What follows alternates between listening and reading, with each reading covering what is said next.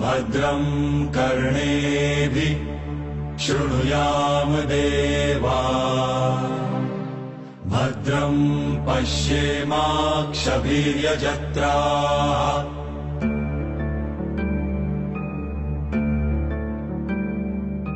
स्थिरैरङ्गैस्तुष्टुवासस्तनुभिः व्यशेम देवहितं यदायुः.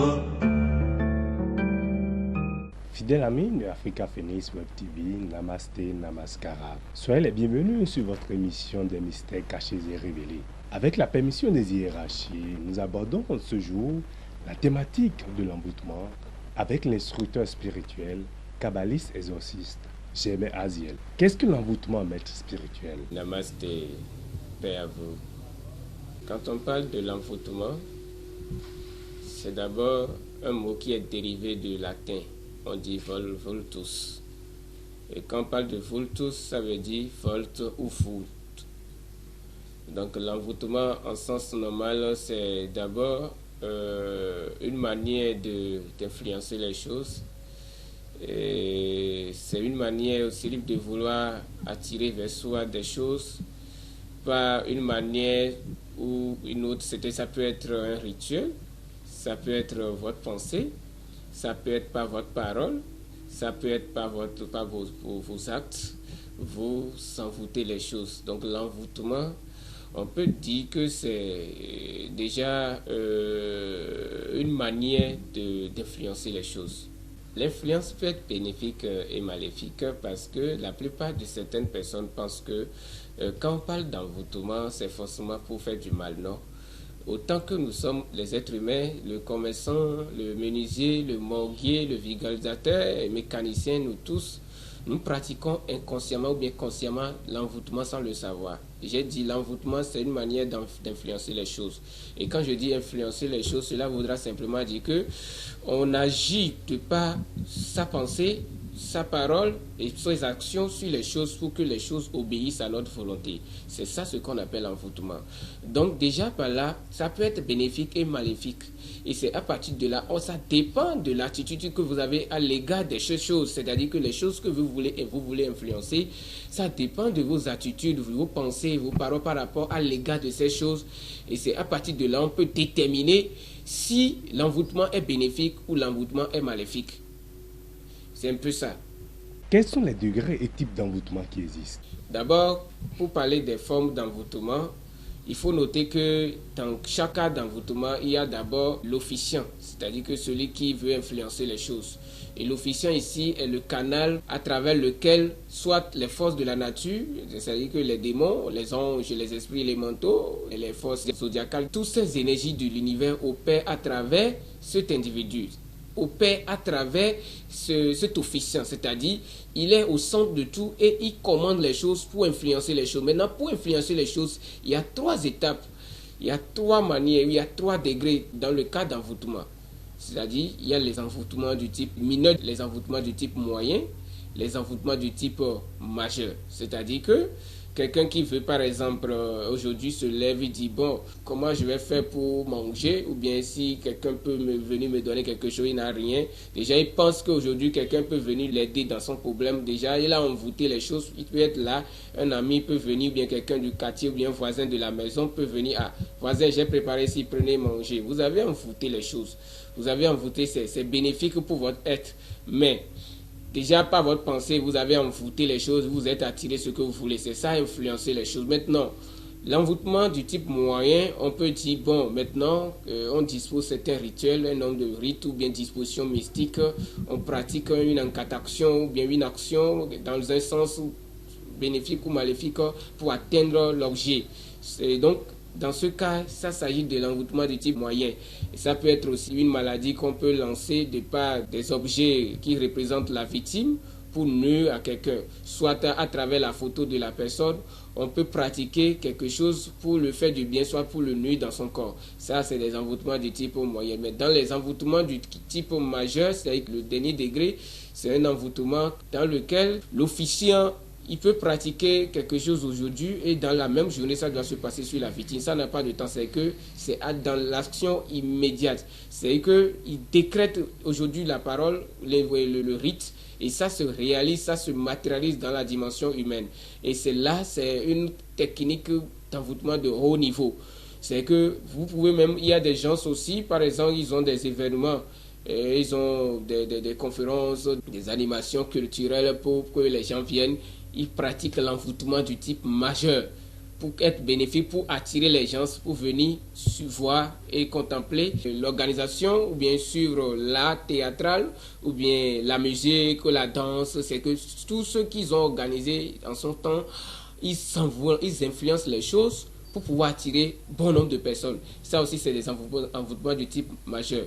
On peut également envoûter un lieu où on pratique l'envoûtement du type majeur. Dans ce lieu, vous allez voir qu'il y a la clientélisme, ou bien la clientèle qui défile en bonne quantité chaque jour. Il y a bon nombre de personnes qui viennent payer à manger ou bien manger dans ce lieu parce qu'on a pratiqué un envoûtement du type majeur dans ce lieu pour permettre aux gens de venir manger là et pour influencer ces derniers, c'est-à-dire qu'en sens bénéfique pour pouvoir profiter pour son bonheur ou bien pour son évolution matérielle.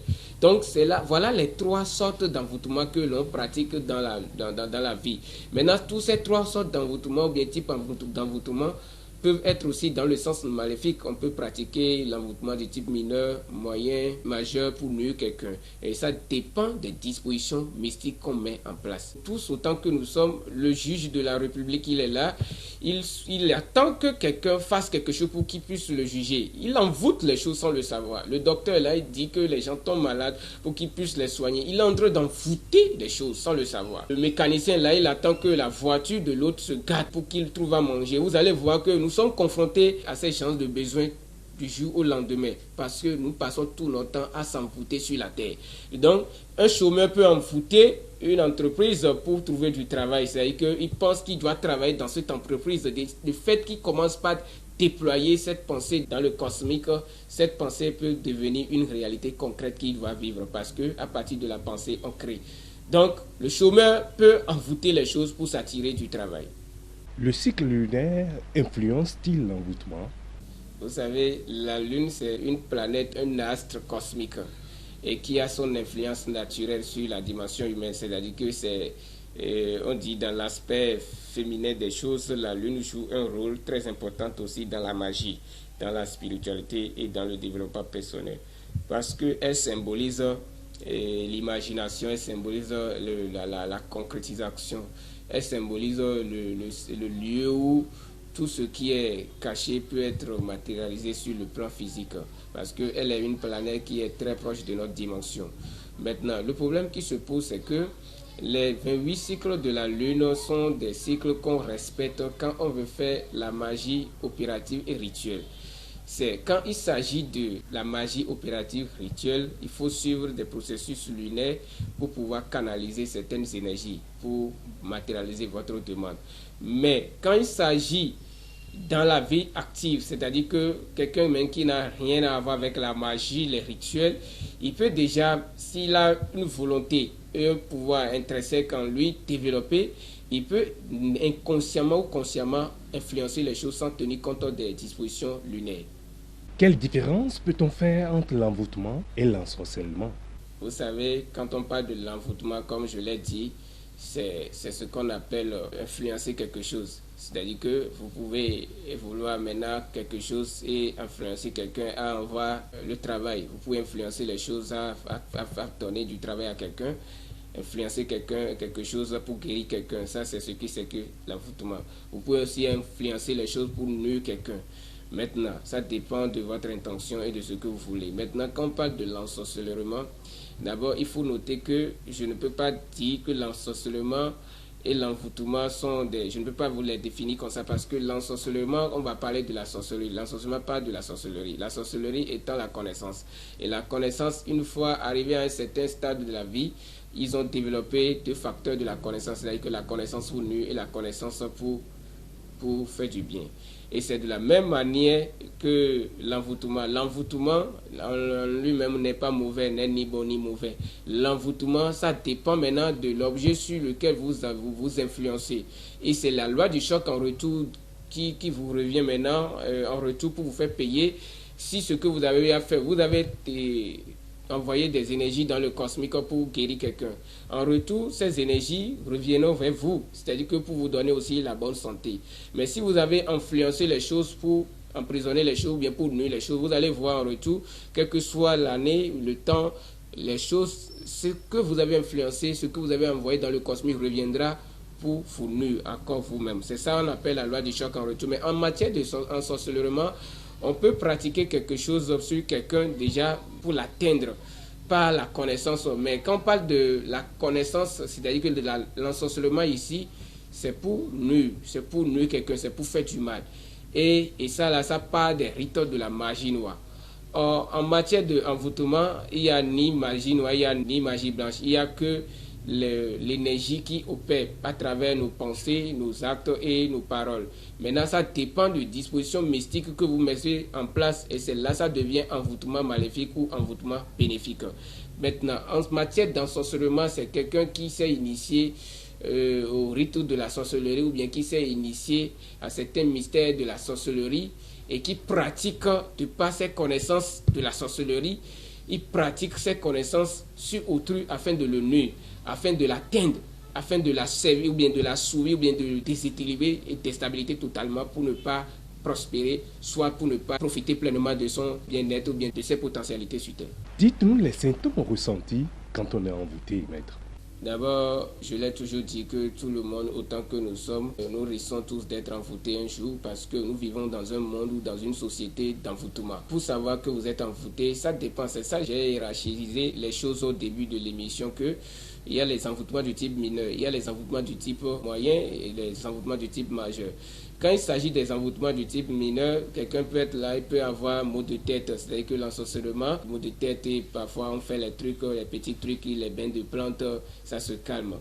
Dans les envoûtements de type moyen, on sait que l'individu est attaqué, est sur le lit. Les médecins essaient de faire tout ce qu'ils doivent faire de leur possibilité pour le traiter, mais les médicaments ne donnent rien, les résultats donnent négatifs, mais pourtant l'individu est souffrant. C'est des envoûtements de type moyen. Et parce que l'envoûtement de type moyen a pour but d'atteindre l'objet de l'affaiblir pour pouvoir le neutraliser. Maintenant, dans l'envoûtement du type majeur, c'est-à-dire que quand on pratique ce genre d'envoûtement sur vous, c'est que soit si c'est dans le sens du bien, c'est pour influencer les choses à une hauteur donnée pour pouvoir les contrôler. Mais quand il s'agit dans le sens négatif, ça peut finir même avec la personne dans la même journée. C'est-à-dire qu'on peut pratiquer l'envoûtement du type majeur sur quelqu'un et dans la journée, on dit que si cette personne sort dans la journée, elle va faire accident de circulation et mourir. C'est des envoûtements du type majeur qui tuent de façon immédiate l'objet. Et pour cela, donc, nous devons travailler avec nous-mêmes pour pouvoir être conscient de notre être. Et quand on est conscient de son être, on peut déjà sentir les fluides avant que ça ne nous approche. Parce que nous avons des corps subtils en nous, nous avons des centres énergétiques en nous. Et quand nous écoutons nos sens et que nous avons les sens actifs, quelqu'un qui est déjà se sent attaqué mystiquement, déjà le corps éthérique, le corps énergétique le signale. Et il sait que déjà à partir de son corps astral qui est le corps qui capte vite les forces négatives parce que quand vous dormez, si quelqu'un veut vous ensorceler, ils attendent la nuit quand vous dormez pour pouvoir mieux attaquer le corps astral parce que c'est le corps des émotions. Et quand vous avez des émotions négatives, vous-même, vous ne vivez pas une vie de pureté, vous ne vivez pas dans la luminosité et facilement, les gens peuvent vous ensorceler et les gens peuvent vous nuire à distance et peuvent vous attaquer déjà votre corps émotionnel et ce corps émotionnel produit des effets et sur votre corps physique et déjà vous subissez les dégâts depuis le corps causal. Donc vous voyez un peu ce qui fait que nous demandons aux gens de se connaître. C'est la première des choses pour éviter d'être ensorcelé. Parce que moi qui suis ici, je ne peux pas subir ça parce que je peux capter des énergies négatives qui viennent dans mon aura à l'avance parce que quand vous vous purifiez, vous êtes en harmonie avec vous-même. Même quand quelqu'un vient chez vous rendre visite, quand la personne n'est pas dans de bonnes auras, vous pouvez déjà sentir, vous pouvez, de par vos capacités extrasensorielles, capter ces énergies présentes et vous pouvez les éloigner par des barrières métaphysiques. Comment se désenvoûter, instructeur spirituel? Parlez-nous-en. Pour se désenvoûter, d'abord, il faut prendre conscience du mal qui est là. Si c'est un maléfice, vous prenez conscience du maléfice. Et pourquoi? Qu'est-ce que j'ai fait pour être attaqué? Parce que si vous êtes attaqué, n'oubliez pas que, d'une part, vous avez négligé la loi de protection. Puisque personne ne peut rien vous faire dans ce monde si vous-même vous ne lui autorisez. C'est pourquoi je vous ai dit tout à l'heure que je n'autorise pas ces genres de choses pour m'approcher. Parce que c'est pourquoi vous devez être aguerri d'avance.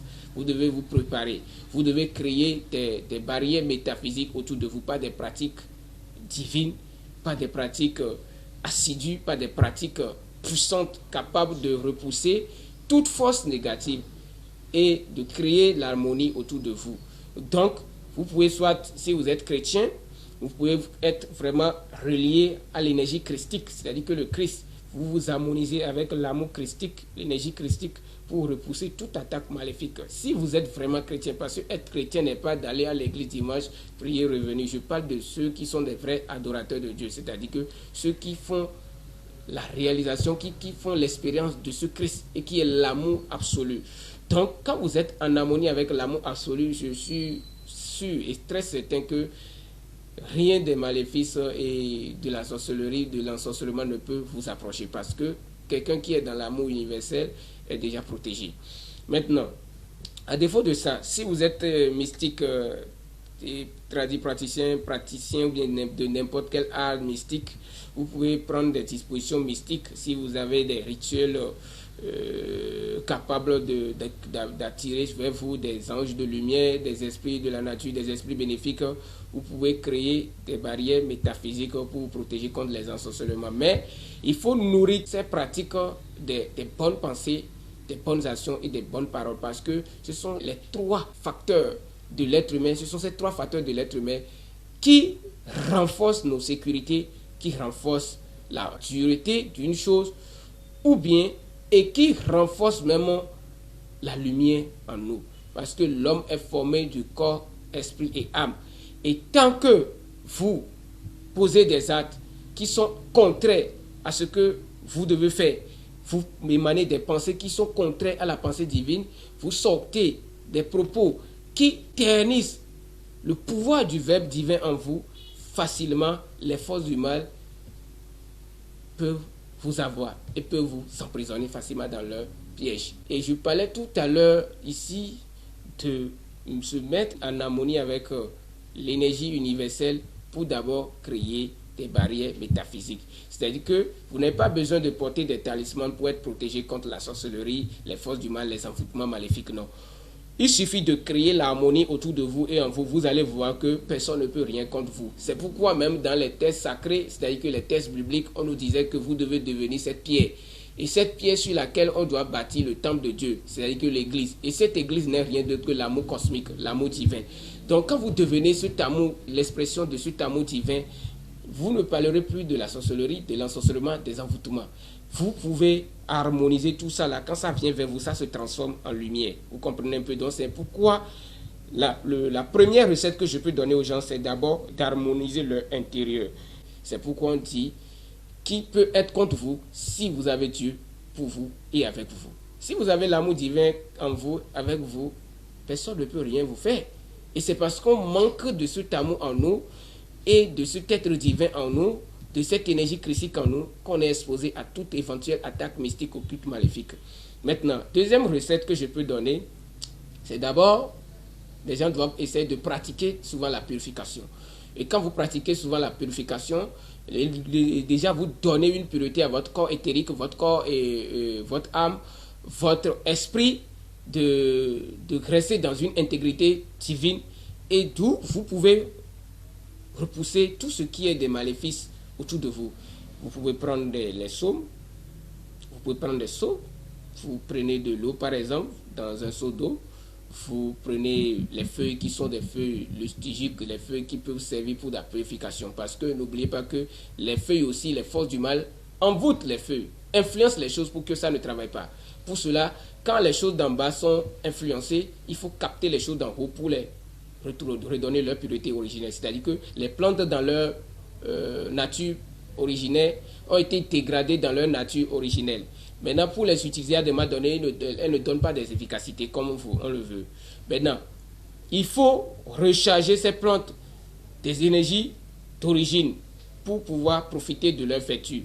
C'est pour cela que j'ai dit, prenez un seau d'eau, vous mettez les feuilles comme la basilic, l'hysope, laurier, le sel, vous mettez également la plante qu'on appelle la menthe, la plante qu'on appelle verveine. Vous mélangez tous ces épices, tous ces plantes, tous ces feuilles dans l'eau. Vous chargez l'eau, par exemple du psaume 51, par exemple des chrétiens, c'est-à-dire que si c'est le copte, ça fait 50. Vous lisez le psaume là 7 fois sur l'eau. C'est que le 7, c'est la perfection. Vous lisez 7 fois sur l'eau et vous demandez à l'eau de purifier votre corps, de votre âme, votre esprit. Vous vous lavez et vous laissez votre corps cesser de lui-même pour profiter des vertus, pour que les vertus de l'eau pénètrent votre cœur et votre corps du moins ça. Vous allez commencer déjà par éloigner dans votre corps astral, dans votre corps physique, les maléfices, les envoûtements négatifs et toute pratique d'ensorcellement qui vous retient prisonnier.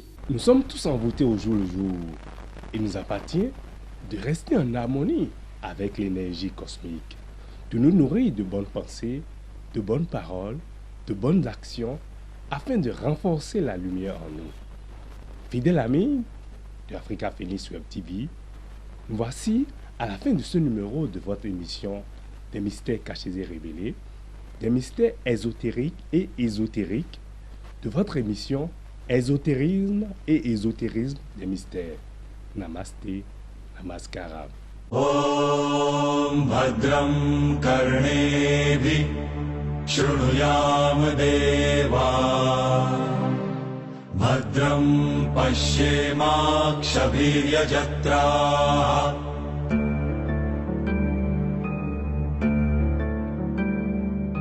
स्थिरैरङ्गैस्तुष्टुवासस्तनुभिः व्यशेम देवहितं यदा